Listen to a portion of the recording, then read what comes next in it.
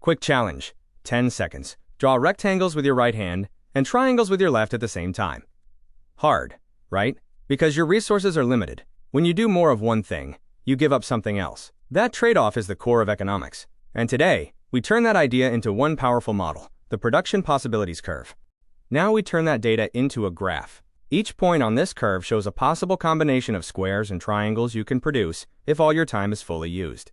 The endpoints are extremes: 15 squares and 0 triangles on one end, or 5 triangles and 0 squares on the other. And here's the key idea. Every point on the line connecting those two endpoints represents a possible mix you can produce in 10 seconds.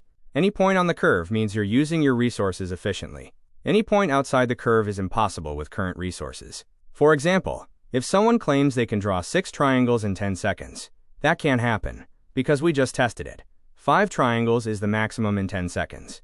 And anything inside the curve means you're wasting resources, time, energy, or effort. For example, if you only draw 8 squares even though you could draw 15 in 10 seconds, you're not fully using your time, so that's inefficient. And this is the production possibilities curve, a model that shows the possible combinations of goods an economy can produce with its limited resources.